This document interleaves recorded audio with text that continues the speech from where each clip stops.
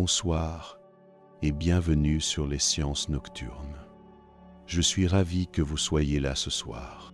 Peut-être avez-vous eu une journée bien remplie, ou peut-être êtes-vous simplement quelqu'un qui aime s'endormir en explorant les mystères de notre monde plutôt qu'en comptant les moutons.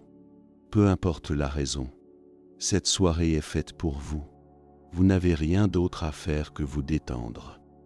Laissez votre esprit se calmer, votre respiration ralentir et votre corps devenir léger.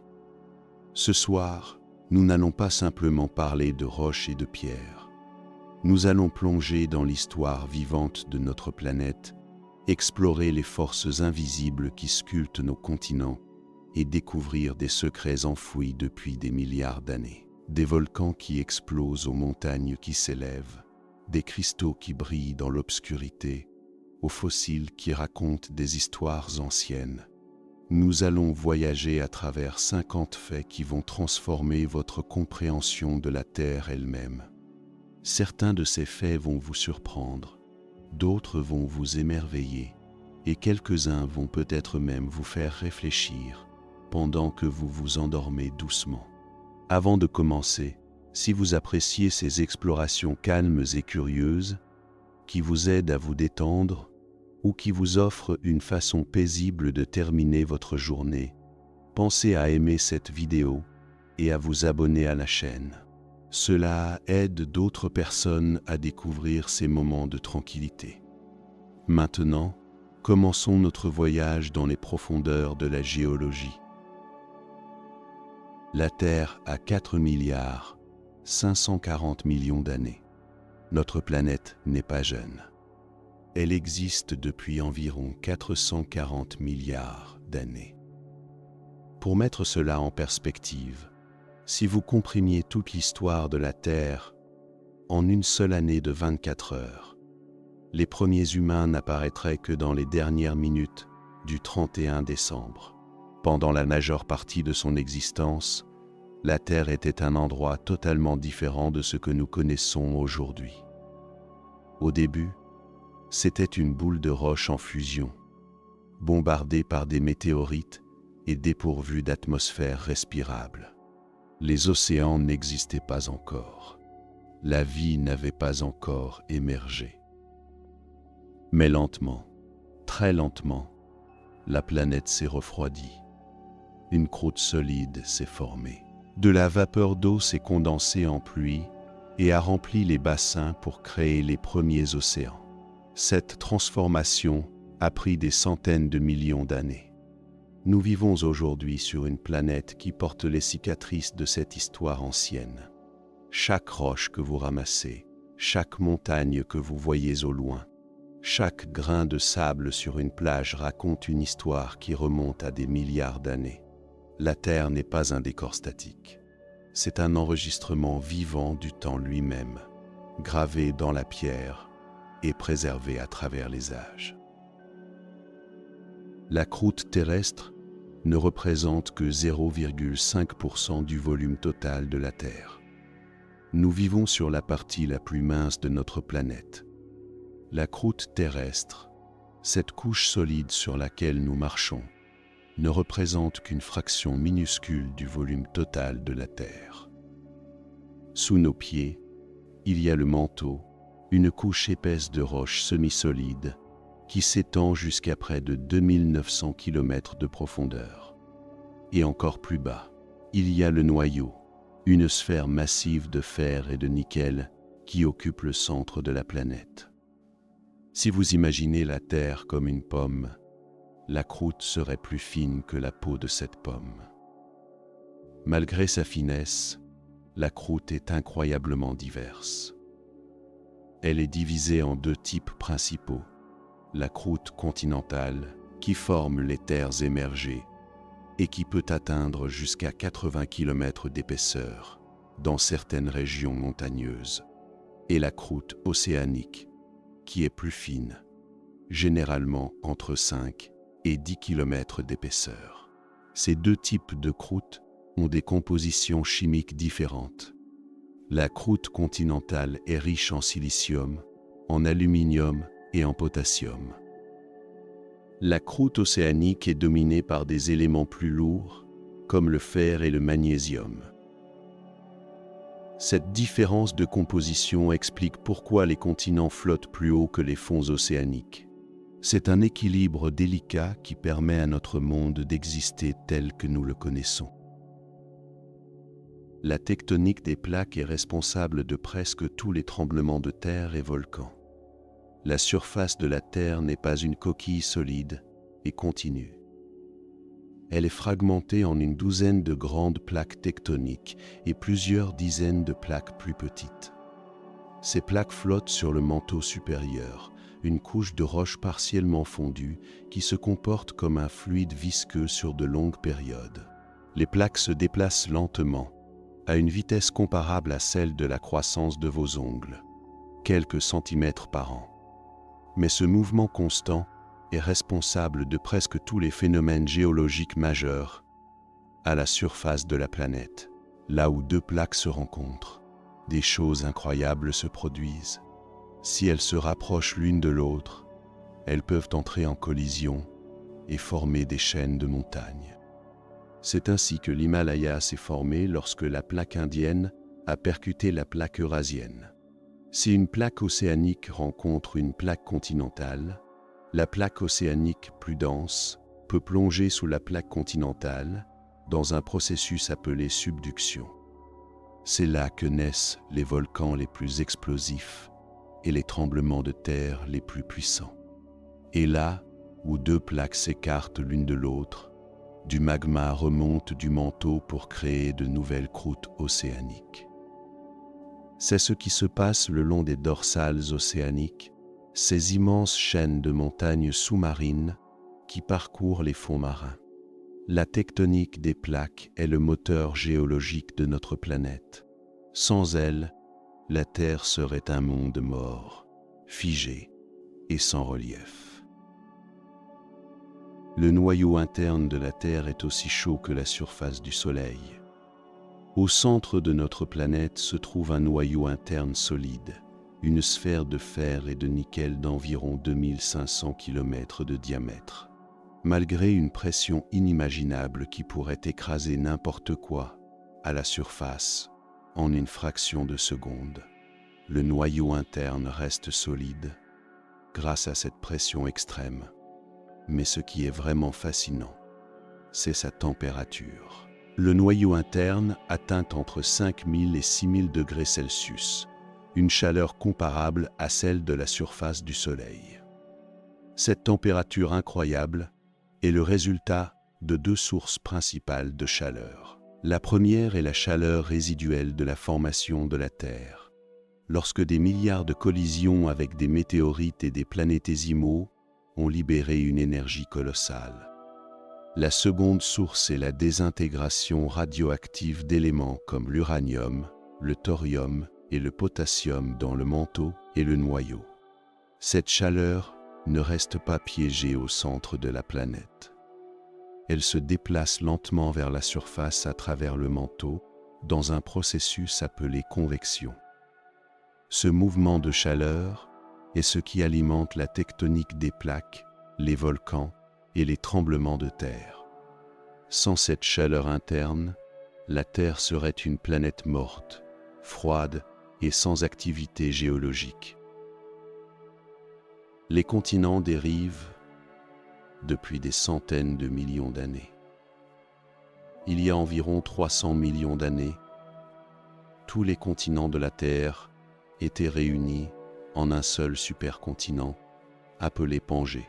Si vous pouviez remonter le temps et regarder la Terre depuis l'espace à cette époque, vous verriez une masse terrestre géante entourée par un océan mondial appelé Pantalassa. Mais la Pangée n'était pas stable.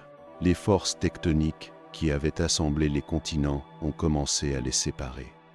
Il y a environ 200 millions d'années, la Pangée a commencé à se fragmenter. D'abord, elle s'est divisée en deux supercontinents plus petits, la Laurasia au nord et le Gondwana au sud. Puis ces supercontinents se sont eux-mêmes fragmentés pour former les continents que nous connaissons aujourd'hui. Ce processus de dérive des continents se poursuit encore aujourd'hui. L'Atlantique s'élargit de quelques centimètres chaque année, tandis que le Pacifique se rétrécit. Dans des dizaines de millions d'années, les continents seront disposés différemment. L'Afrique pourrait se rapprocher de l'Europe. L'Australie pourrait dériver vers le nord et entrer en collision avec l'Asie. La Terre que nous connaissons aujourd'hui n'est qu'un instantané dans un processus géologique qui se déroule sur des centaines de millions d'années. Les montagnes ne cessent jamais de grandir et de s'éroder. Les montagnes semblent permanentes et immuables, mais elles sont en réalité dans un état constant de changement. Les chaînes de montagnes se forment lorsque deux plaques tectoniques entrent en collision et que la croûte terrestre se plisse et se soulève. L'Himalaya, par exemple, continue de grandir d'environ 1 cm par an, à mesure que la plaque indienne continue de pousser contre la plaque eurasienne. Mais au moment même où les montagnes se soulèvent, elles commencent à s'éroder. Le vent, la pluie, la glace et les changements de température attaquent constamment la roche. L'eau s'infiltre dans les fissures, gèle pendant la nuit et se dilate, brisant la roche en fragments plus petits. Les rivières transportent ces fragments vers les vallées et les océans. Les glaciers sculptent des vallées en U et polissent les sommets. Ce processus d'érosion est lent, mais implacable. Les montagnes les plus anciennes de la Terre, comme les Appalaches en Amérique du Nord, étaient autrefois aussi hautes que l'Himalaya. Mais après des centaines de millions d'années d'érosion, elles ont été réduites à des collines arrondies. Un jour, même les plus hauts sommets de l'Himalaya seront nivelés par l'érosion. Mais d'ici là, de nouvelles montagnes auront émergé ailleurs. C'est un cycle sans fin de création et de destruction qui se déroule sur des échelles de temps géologiques. Le manteau terrestre n'est pas liquide, mais il coule comme un fluide très lent. Beaucoup de gens imaginent que sous la croûte terrestre se trouve un océan de roches fondues, mais ce n'est pas tout à fait exact. Le manteau terrestre, qui s'étend de la base de la croûte jusqu'à environ 2900 km de profondeur, est principalement solide.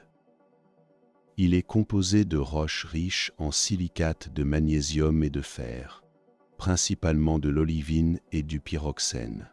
Mais bien qu'il soit solide, le manteau n'est pas rigide. À des températures et des pressions extrêmes, les roches du manteau se comportent comme un fluide très visqueux. Elles peuvent couler, mais à une vitesse incroyablement lente. Ce mouvement s'appelle la convection du manteau.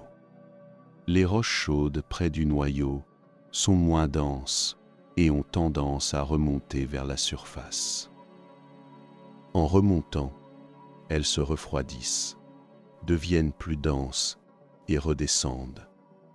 Ce cycle de convection prend des millions d'années, mais c'est le moteur principal qui fait bouger les plaques tectoniques à la surface.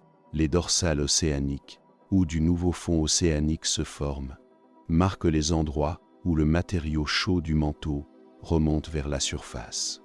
Les zones de subduction, où les plaques plongent dans le manteau, marquent les endroits où le matériau froid redescend. Le manteau est donc en mouvement constant, lent mais puissant, façonnant la surface de la planète depuis des milliards d'années. Il existe des volcans sous les océans qui créent de nouvelles croûtes terrestres en permanence. Sous les océans se cachent certains des phénomènes géologiques les plus actifs de la planète. Le long des dorsales médio-océaniques, d'immenses chaînes de montagnes sous-marines qui s'étendent sur plus de 65 000 km à travers tous les océans du monde, du magma remonte du manteau terrestre. Lorsque ce magma atteint le fond de l'océan, il se refroidit rapidement au contact de l'eau froide et se solidifie pour former de nouvelles croûtes océaniques. Ce processus s'appelle l'expansion des fonds océaniques. Chaque année, des centaines de kilomètres cubes de nouvelles roches basaltiques sont créées le long de ces dorsales. C'est un processus continu qui existe depuis des centaines de millions d'années. Le fond de l'Atlantique, par exemple, s'élargit d'environ 2 à 3 cm par an. Cela peut sembler minuscule, mais sur des millions d'années, cela représente des milliers de kilomètres. La croûte océanique la plus ancienne, qui existe encore aujourd'hui, a environ 200 millions d'années. C'est relativement jeune comparé à la croûte continentale, qui peut avoir jusqu'à 4 milliards d'années. La raison de cette différence est simple. La croûte océanique est constamment recyclée.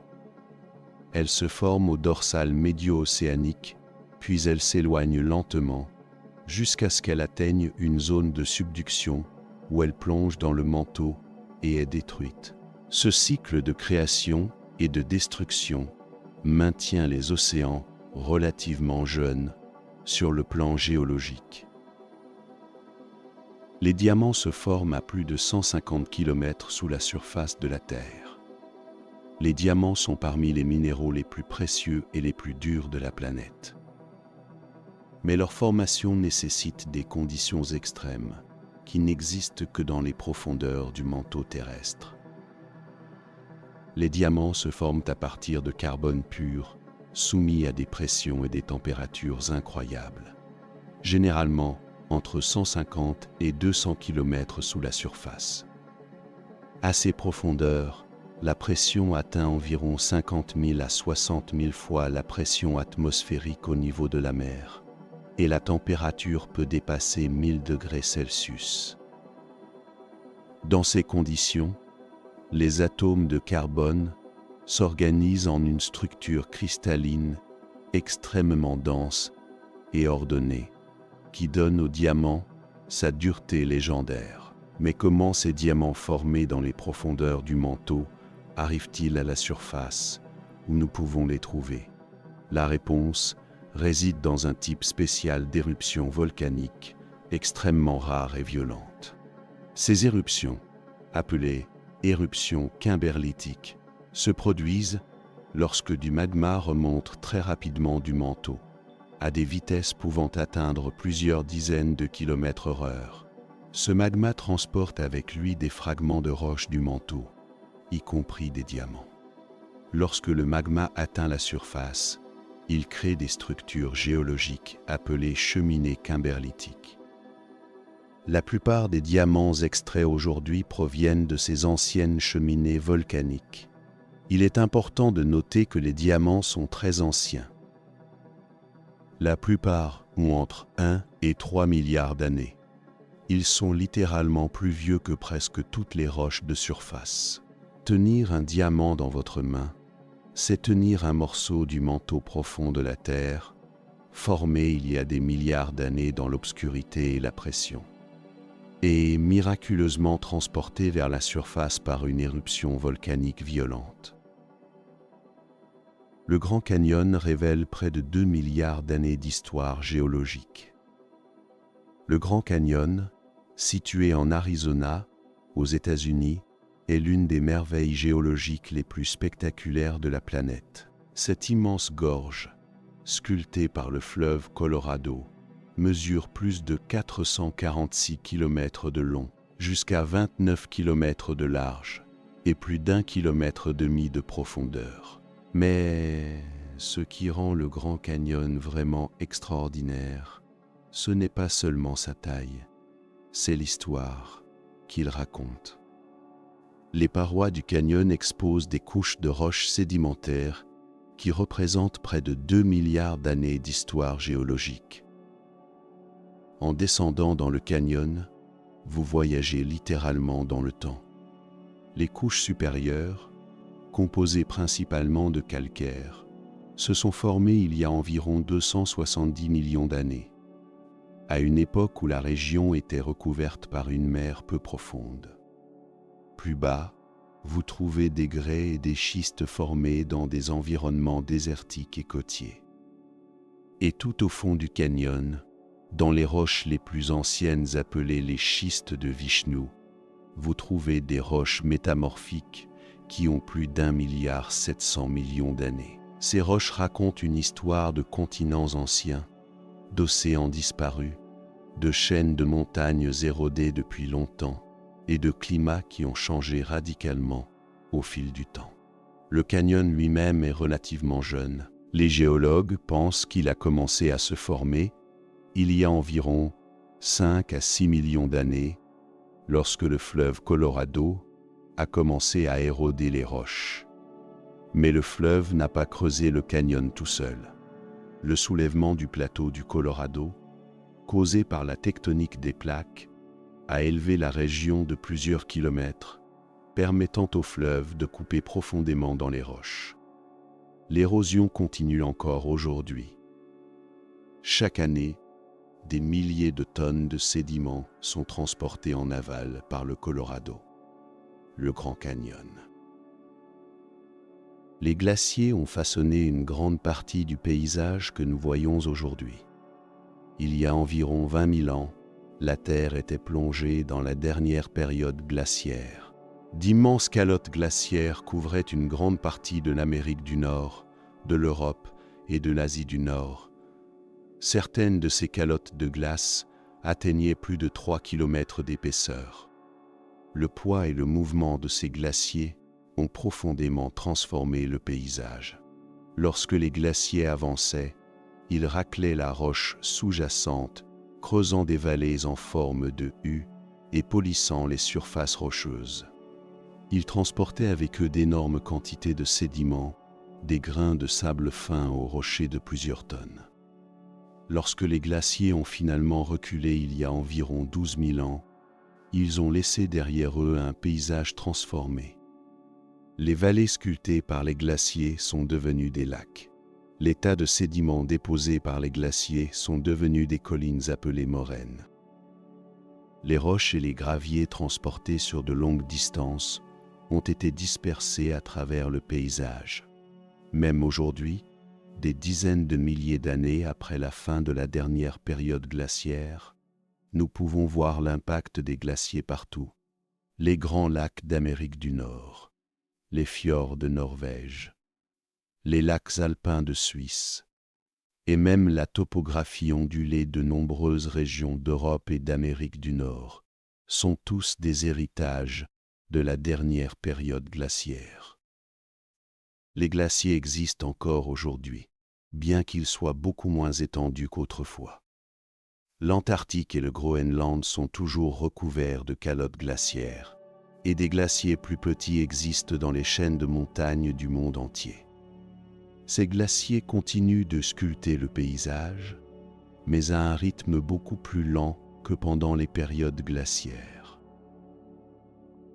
Le plus grand volcan de la Terre se trouve sous l'océan Pacifique. Quand vous pensez au volcan, vous imaginez probablement des montagnes imposantes comme le mont Fuji au Japon ou le mont Vésuve en Italie. Mais le plus grand volcan de la Terre est en fait sous l'eau. Il s'appelle le Tamu Massif et il se trouve au fond de l'océan Pacifique, à environ 1600 km à l'est du Japon. Le Tamu Massif est un volcan bouclier, un type de volcan caractérisé par des pentes douces et une base très large. Il couvre une surface d'environ 310 000 km², à peu près la taille de l'État du Nouveau-Mexique aux États-Unis ou de l'Italie entière. Pour mettre cela en perspective, c'est environ 50 fois plus grand que le Mauna Loa à Hawaï, qui est le plus grand volcan sur Terre. Le Tamu Massif s'est formé il y a environ 145 millions d'années, à une époque où les dinosaures dominaient la Terre. Il a été formé par des éruptions massives de lave basaltique qui se sont étalées sur de vastes distances avant de se solidifier. Heureusement pour nous, le Tamu Massif est éteint depuis environ 130 millions d'années. Il ne présente aucun danger d'éruption. Mais sa découverte relativement récente en 2013 nous rappelle combien nous connaissons encore peu les profondeurs des océans. Les fonds marins cachent d'innombrables secrets géologiques qui attendent d'être découverts. Les fossiles nous permettent de voyager dans le temps. Les fossiles sont des vestiges ou des traces d'organismes vivants préservés dans les roches sédimentaires. Ils sont les archives de la vie sur Terre, nous permettant de reconstituer l'histoire de l'évolution sur des centaines de millions d'années. La fossilisation est un processus rare.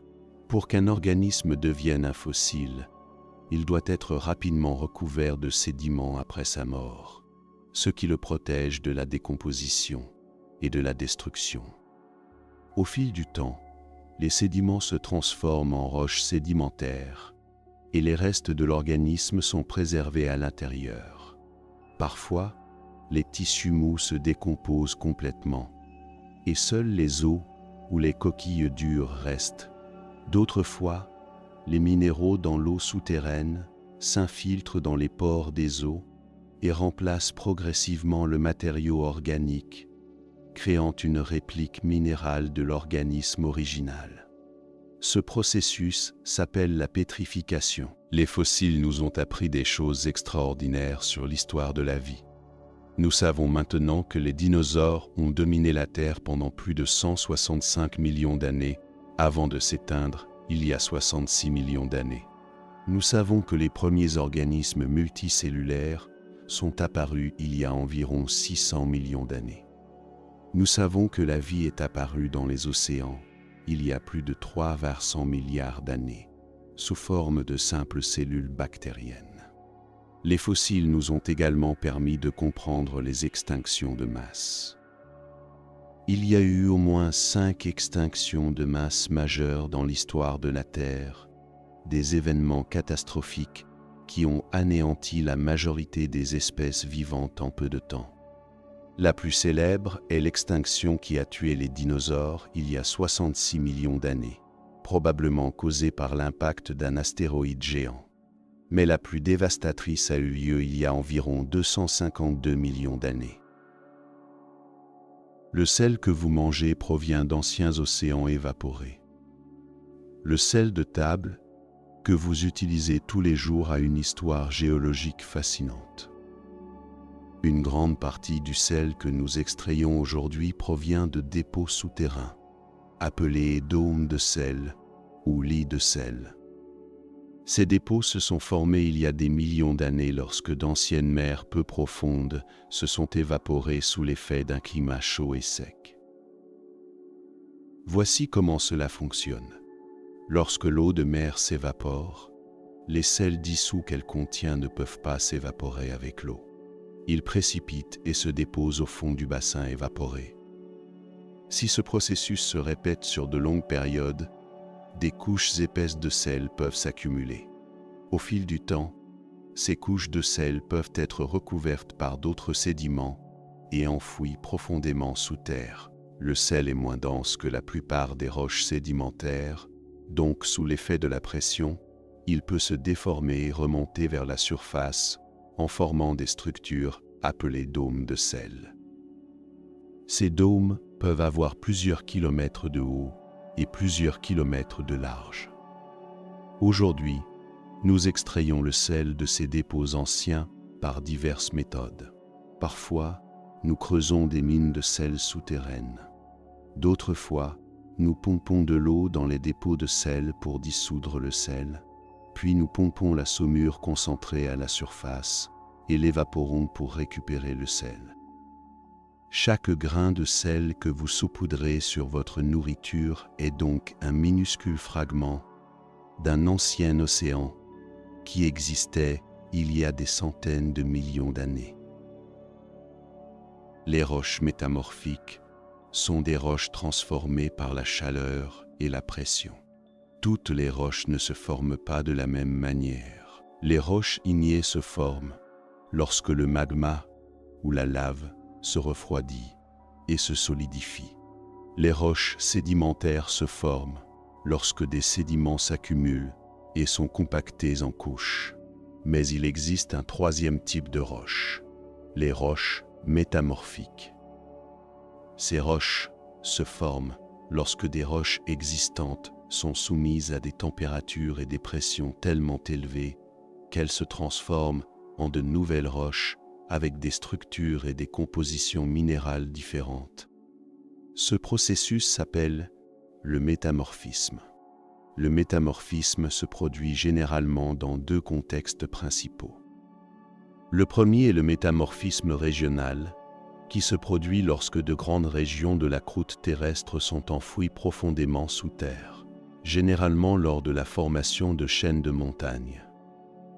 Les roches sont soumises à des températures qui peuvent atteindre 600 à 800 degrés et à des pressions équivalentes à celles qui existent à des profondeurs de 20 à 30 km. Dans ces conditions, les minéraux dans les roches se réorganisent et de nouveaux minéraux se forment. Par exemple, le schiste, une roche sédimentaire composée principalement d'argile, peut se transformer en ardoise sous une pression modérée, puis en schiste sous une pression plus élevée et finalement en gneiss sous des conditions extrêmes. Le deuxième contexte est le métamorphisme de contact, qui se produit lorsque des roches sont en contact direct avec du magma très chaud. La chaleur du magma peut transformer les roches environnantes sur une distance de quelques mètres à quelques centaines de mètres. Le marbre, par exemple, est une roche métamorphique qui se forme lorsque du calcaire est chauffé par du magma. Les roches métamorphiques sont très importantes pour comprendre l'histoire géologique d'une région. Les minéraux sont les blocs de construction des roches. Lorsque vous regardez une roche, vous voyez en réalité un assemblage de minéraux. Les minéraux sont des substances naturelles, solides et inorganiques, avec une composition chimique définie et une structure cristalline ordonnée.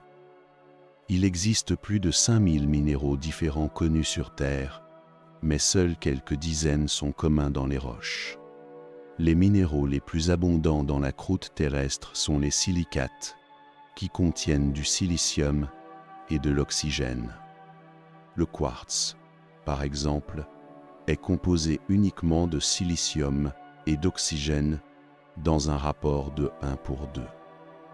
Les feldspaths, qui sont les minéraux les plus abondants dans la croûte terrestre, contiennent du silicium, de l'oxygène et des éléments supplémentaires comme l'aluminium, le potassium, le sodium ou le calcium. D'autres groupes de minéraux importants incluent les carbonates, comme la calcite qui compose le calcaire, les oxydes comme l'hématite qui est un minerai de fer, et les sulfures comme la pyrite, souvent appelé l'or des fous à cause de son éclat doré. Chaque minéral a des propriétés physiques uniques qui permettent de l'identifier. La dureté, mesurée sur l'échelle de Mohs, la couleur, l'éclat, la façon dont il se brise ou se clive, et sa densité. Les minéraux se forment dans une variété de contextes géologiques. Certains cristallisent à partir de magma en refroidissement. D'autres précipitent à partir de solutions aqueuses. D'autres encore se forment lors du métamorphisme. Les cristaux de minéraux peuvent être minuscules, visibles seulement au microscope, ou gigantesques, pesant plusieurs tonnes. Les minéraux ne sont pas seulement intéressants d'un point de vue géologique. Beaucoup sont économiquement importants. Nous extrayons du fer de l'hématite et de la magnétite. Nous extrayons du cuivre de la chalcopyrite. L'or, l'argent et le platine existent à l'état natif sous forme de minéraux. Les tremblements de terre libèrent une énergie colossale en quelques secondes. Les tremblements de terre sont l'un des phénomènes naturels les plus destructeurs de la planète.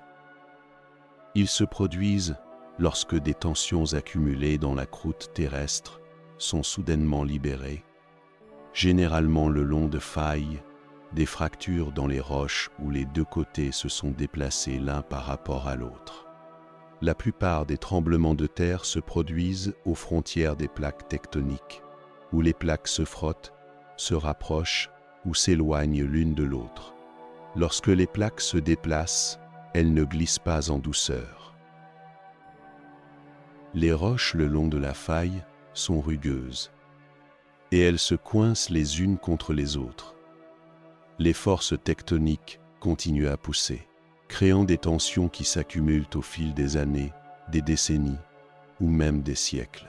Finalement, les tensions deviennent trop importantes et les roches se brisent brusquement, glissant de plusieurs mètres en quelques secondes. Cette rupture libère une quantité d'énergie colossale sous forme d'ondes sismiques qui se propagent à travers la Terre. L'énergie libérée par un grand tremblement de terre peut être équivalente à celle de plusieurs bombes nucléaires.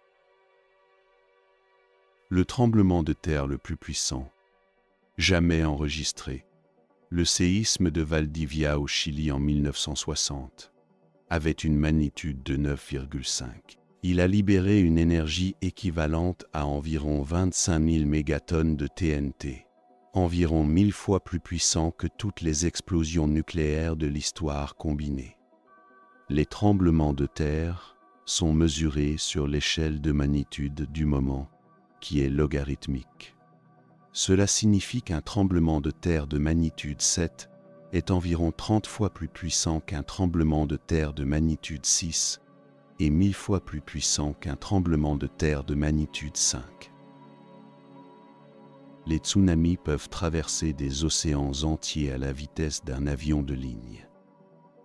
Les tsunamis sont parmi les phénomènes naturels les plus terrifiants de la planète. Ces vagues géantes sont généralement causées par des tremblements de terre sous-marins qui déplacent brutalement le fond de l'océan. Lorsqu'un tremblement de terre soulève ou abaisse une section du fond marin, il déplace une colonne d'eau qui s'étend de la surface jusqu'au fond. Cette perturbation crée une série de vagues qui se propagent dans toutes les directions à partir de l'épicentre du séisme. En pleine mer, un tsunami est presque imperceptible. Les vagues peuvent avoir seulement 1 mètre de haut, mais elles peuvent s'étendre sur des centaines de kilomètres de long. Parce qu'elles impliquent toute la colonne d'eau de l'océan. Elles se déplacent à des vitesses incroyables, souvent entre 700 et 800 km/h, aussi rapide qu'un avion de ligne. Un tsunami, généré par un tremblement de terre dans le Pacifique, peut atteindre des côtes de l'autre côté de l'océan en moins de 24 heures. Mais le véritable danger d'un tsunami apparaît lorsqu'il atteint les eaux peu profondes, près des côtes. Lorsque les vagues entrent dans des eaux moins profondes, elles ralentissent, mais leur énergie doit aller quelque part. Les vagues se compriment et leur hauteur augmente dramatiquement. Un tsunami qui mesurait 1 mètre en pleine mer peut atteindre 10, 20 ou même 30 mètres de haut lorsqu'il frappe la côte. Ces vagues massives déferlent sur le rivage avec une force destructrice inimaginable, inondant les zones côtières sur plusieurs kilomètres à l'intérieur des terres. Le tsunami de l'océan Indien en 2004, causé par un tremblement de terre de magnitude 9,1 au large de Sumatra, a tué plus de 230 000 personnes dans 14 pays. Certaines roches contiennent des minéraux radioactifs qui ont permis de dater l'âge de la Terre. Comment savons-nous que la Terre a environ 4 540 millions d'années? La réponse réside dans la datation radiométrique, une technique qui exploite la désintégration radioactive de certains éléments chimiques. Certains isotopes d'éléments sont instables et se désintègrent spontanément en d'autres éléments au fil du temps. Ce processus se produit à un rythme constant et prévisible, mesuré par ce qu'on appelle la demi-vie, le temps nécessaire pour que la moitié d'un échantillon d'un isotope radioactif se désintègre. Par exemple, l'uranium-238 se désintègre en plomb 206, avec une demi-vie de 4,5 milliards d'années. Le potassium-40 se désintègre en argon-40 avec une demi-vie d'environ 1,3 milliard d'années. En mesurant le rapport entre l'élément parent radioactif et l'élément fils stable dans une roche, les géologues peuvent calculer combien de temps s'est écoulé depuis que la roche s'est solidifiée. Cette technique a été utilisée pour dater les roches les plus anciennes de la Terre, qui ont environ 4 milliards d'années. Mais pour dater la Terre elle-même, les scientifiques se sont tournés vers les météorites. Les météorites sont des fragments d'astéroïdes qui se sont formés en même temps que le système solaire. En datant des météorites qui sont tombés sur Terre, les scientifiques ont déterminé que le système solaire, et donc la Terre, s'est formé il y a environ 4 milliards 540 millions d'années. La datation radiométrique a révolutionné notre compréhension de l'histoire de la Terre. Elle nous a permis de construire une échelle des temps géologiques détaillée et de placer les événements géologiques et biologiques dans un cadre chronologique précis. Les grottes se forment par dissolution de roches solubles. Les grottes sont parmi les structures géologiques les plus mystérieuses et fascinantes de la planète. La plupart des grottes se forment dans des roches calcaires par un processus chimique appelé dissolution. Le calcaire est principalement composé de carbonate de calcium, un minéral qui est légèrement soluble dans l'eau acide. L'eau de pluie absorbe du CO2 de l'atmosphère et du sol, ce qui la rend légèrement acide. Lorsque cette eau acide s'infiltre dans des fissures dans le calcaire, elle dissout lentement la roche, élargissant les fissures en canaux, puis en grottes. Ce processus peut prendre des millions d'années. Une fois qu'une grotte s'est formée, l'eau qui continue de s'infiltrer peut créer des formations spectaculaires appelées spéléothèmes. Les stalactites pendent du plafond de la grotte, formées lorsque l'eau chargée de carbonate de calcium s'égoutte du plafond et laisse des dépôts minéraux. Les stalagmites poussent vers le haut depuis le sol de la grotte, formés lorsque les gouttes d'eau qui tombent du plafond déposent des minéraux sur le sol. Parfois, une stalactite et une stalagmite se rejoignent pour former une colonne. D'autres formations incluent les draperies, qui ressemblent à des rideaux de pierre, et les fleurs de pierre, des cristaux délicats qui se forment dans des conditions d'humidité très élevées. Les grottes peuvent être immenses.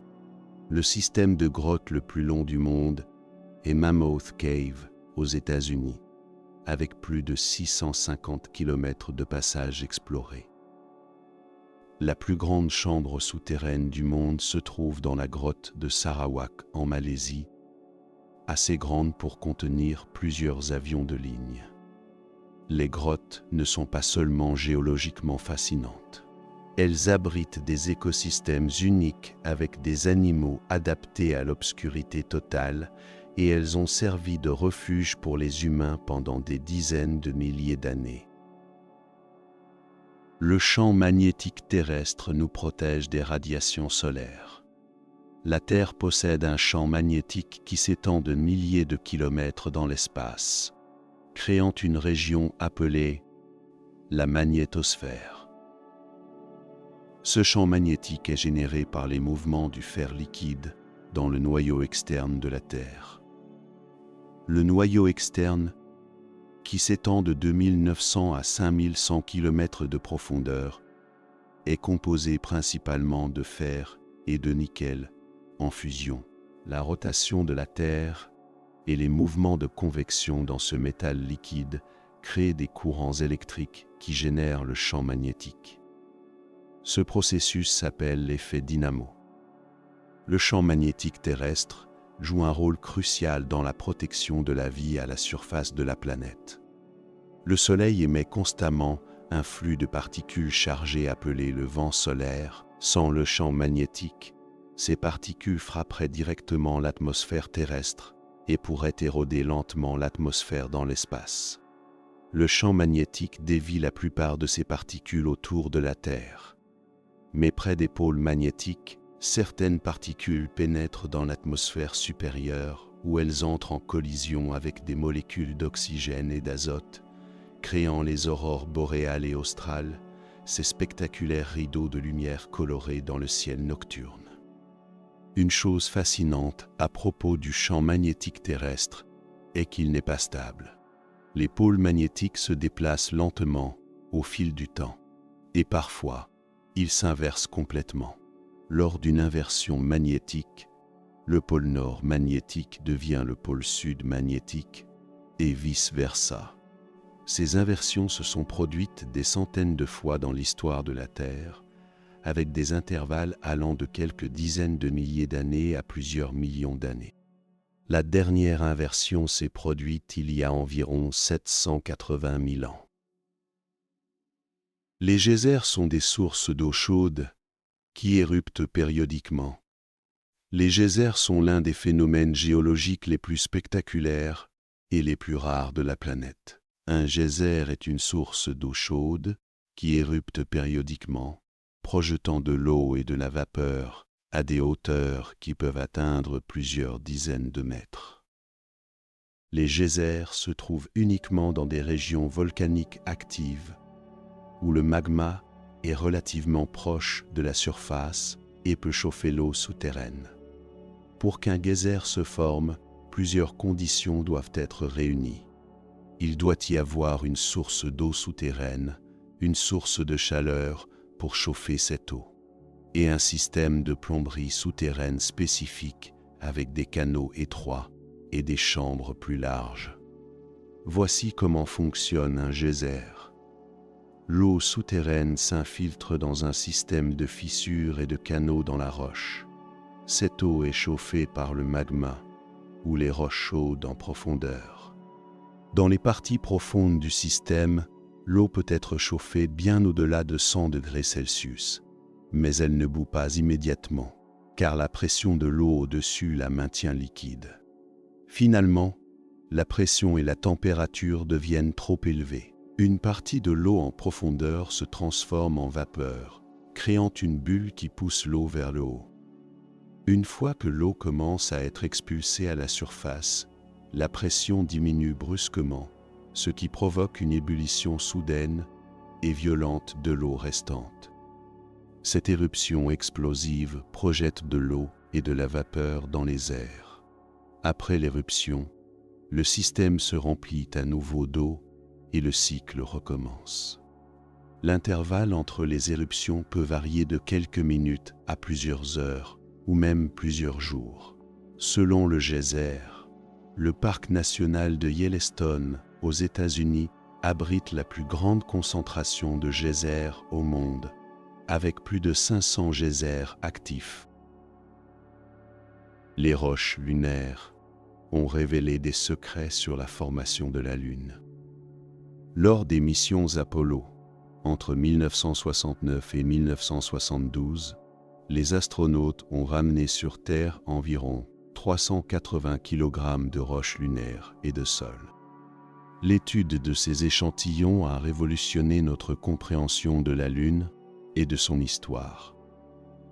Les roches lunaires sont principalement des basaltes, des roches ignées formées par le refroidissement de la lave, et des anorthosites, des roches riches en feldspath qui composent les hauts plateaux lunaires. Une découverte cruciale a été que les roches lunaires sont très anciennes, certaines ayant plus de 4 milliards d'années. Elles contiennent très peu d'eau et pas de minéraux hydratés, ce qui suggère que la Lune s'est formée dans un environnement extrêmement chaud.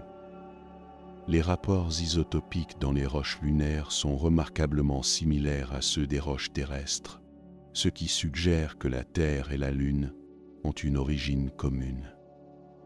Ces découvertes ont soutenu la théorie de l'impact géant, qui est maintenant l'explication la plus largement acceptée pour la formation de la Lune. Selon cette théorie, il y a environ 4,5 milliards d'années, peu après la formation de la Terre, un objet de la taille de Mars est entré en collision avec la Terre.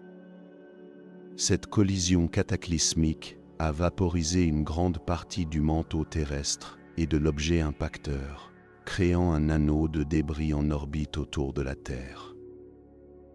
Au fil du temps, ces débris se sont agglomérés pour former la Lune. Cette théorie explique pourquoi la Lune est pauvre en fer par rapport à la Terre.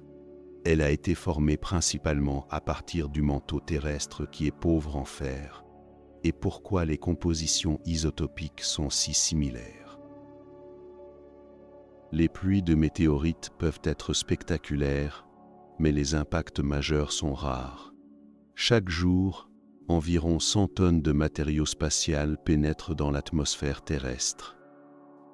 La plupart de ce matériau est constitué de particules minuscules, appelées micrométéorites, qui brûlent dans l'atmosphère supérieure, créant des étoiles filantes.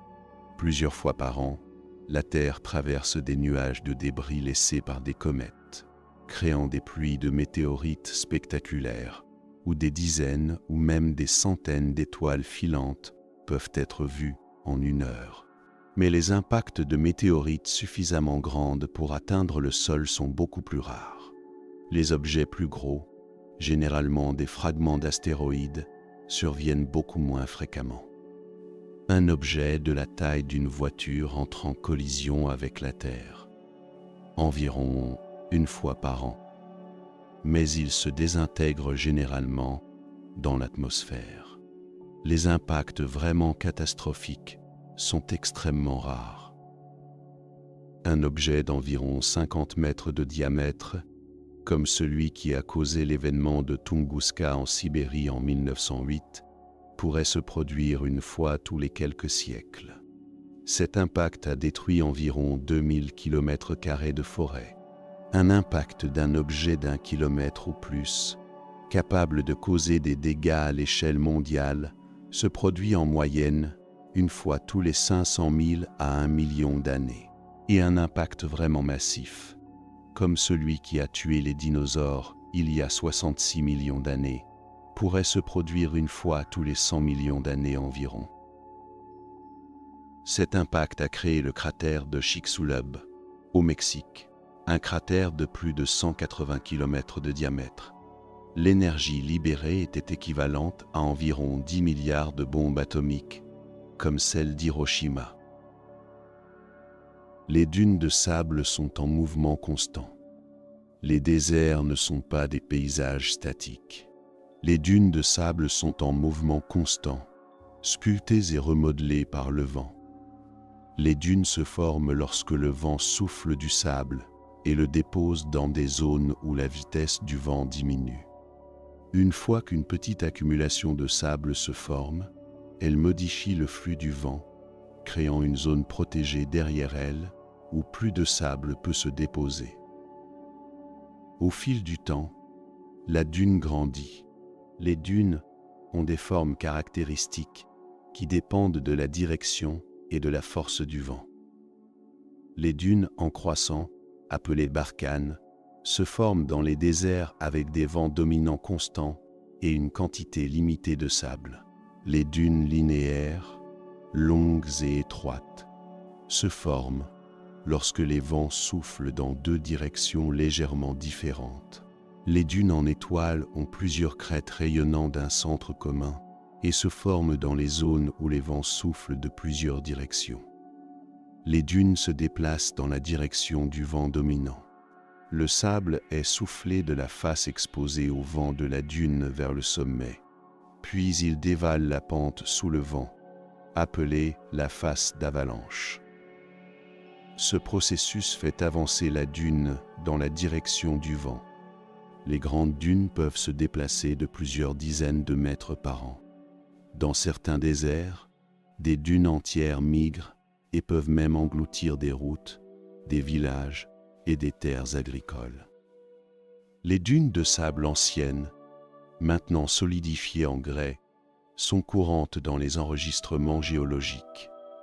Elles montrent que de nombreuses régions qui sont aujourd'hui humides ou tempérées étaient autrefois des déserts arides.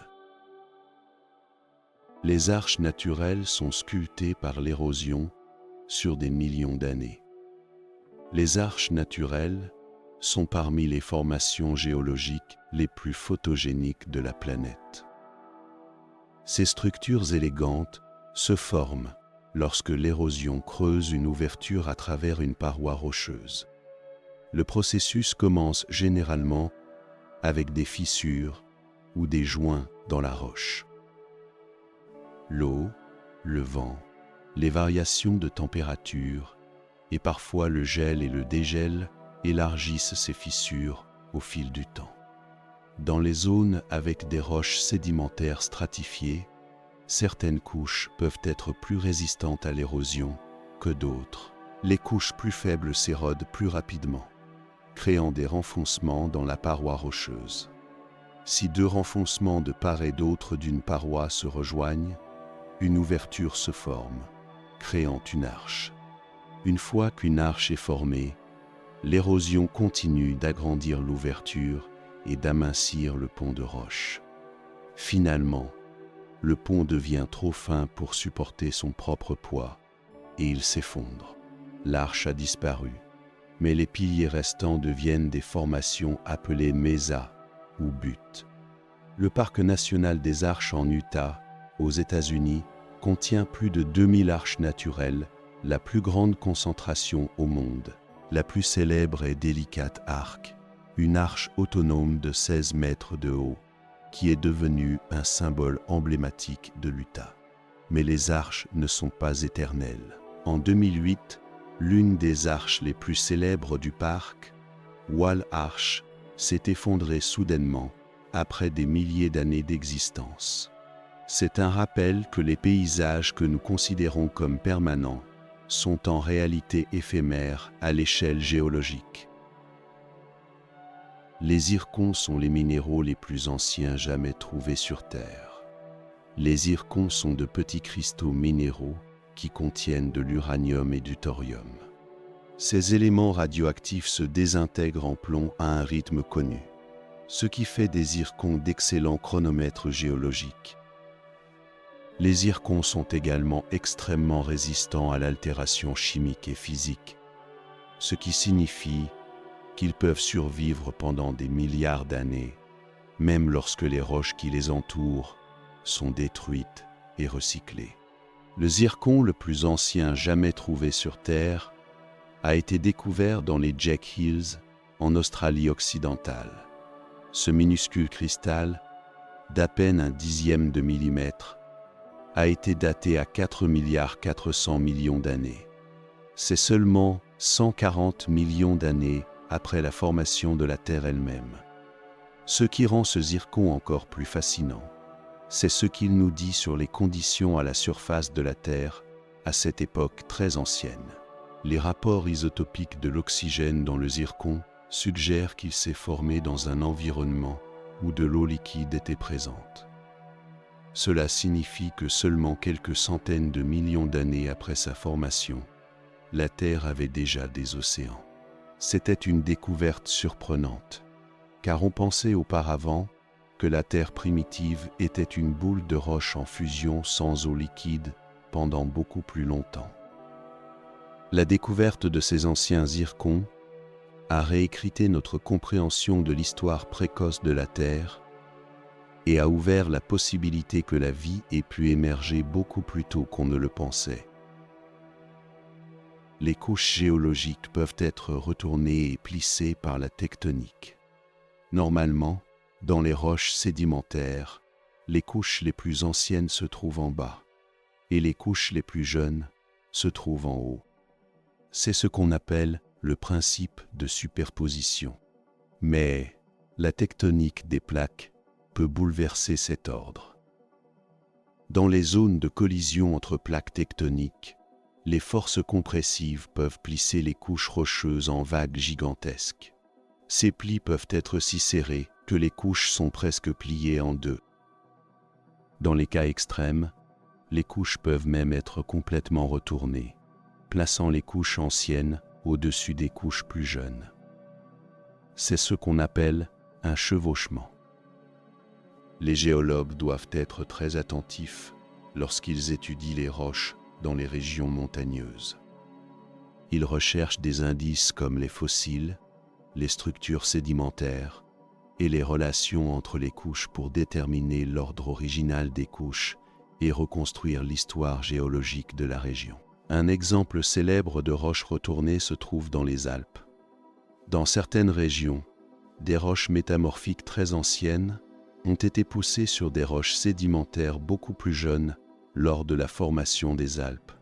Ces structures géologiques complexes racontent une histoire de collision continentale, de montagnes qui se soulèvent et de forces tectoniques immenses qui déforment la croûte terrestre, comme si c'était de la pâte à modeler.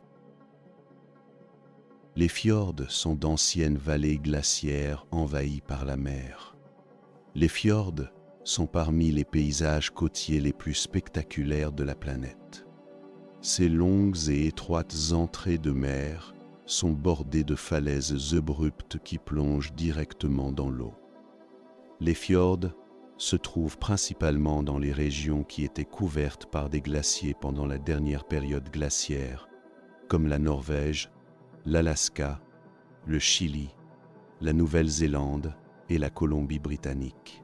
Les fjords se sont formés de la manière suivante. Pendant les périodes glaciaires, d'énormes glaciers de vallées coulaient des montagnes vers la mer. Ces glaciers érodaient les vallées fluviales existantes, les approfondissant et les élargissant considérablement, contrairement aux rivières qui créent des vallées en forme de V. Les glaciers créent des vallées en forme de U, avec des fonds plats et des parois abruptes. Lorsque les glaciers ont fondu à la fin de la période glaciaire, le niveau de la mer a augmenté de plus de 100 mètres. Et ces vallées glaciaires profondes ont été envahies par la mer, créant des fjords. L'eau dans les fjords est souvent très profonde. Le Sognefjord en Norvège, le plus long et le plus profond fjord du pays, atteint plus de 1300 mètres de profondeur à certains endroits. Les fjords ne sont pas seulement beaux, ils sont également des environnements biologiques riches. L'eau de mer qui pénètre dans les fjords est souvent riche en nutriments, ce qui soutient des communautés marines abondantes. Les fjords servent également de voie de migration pour les poissons et d'habitat pour les phoques, les baleines et les oiseaux de mer. Le pétrole et le gaz naturel proviennent de matières organiques anciennes. Le pétrole et le gaz naturel ne sont pas des ressources minérales au sens traditionnel. Ce sont des combustibles fossiles formés à partir de matières organiques, principalement du plancton marin et des algues, qui vivaient il y a des millions d'années. Voici comment ils se forment. Lorsque ces organismes mouraient, ils coulaient au fond des océans et des lacs où ils se déposaient dans des sédiments. Dans des conditions normales, la matière organique se décompose rapidement. Mais dans certains environnements pauvres en oxygène, la décomposition est incomplète et la matière organique est préservée et enfouie sous des couches supplémentaires de sédiments. Au fil de millions d'années, à mesure que les sédiments s'accumulent, la matière organique est enfouie de plus en plus profondément. Sous l'effet de la chaleur et de la pression croissante, la matière organique subit une transformation chimique appelée maturation. Entre 50 et 150 degrés, elle se transforme en pétrole. À des températures plus élevées, elle se transforme en gaz naturel. Une fois formée, le pétrole et le gaz peuvent migrer à travers les roches poreuses jusqu'à ce qu'ils rencontrent une couche imperméable qui les piège. Ces accumulations de pétrole et de gaz sont ce que nous appelons des gisements. La formation de pétrole et de gaz nécessite 3 éléments. Une roche-mère riche en matière organique, une roche réservoir poreuse et perméable où le pétrole et le gaz peuvent s'accumuler, et une roche de couverture imperméable qui empêche le pétrole et le gaz de s'échapper vers la surface. La plupart des gisements de pétrole et de gaz se sont formés entre 50 et 150 millions d'années.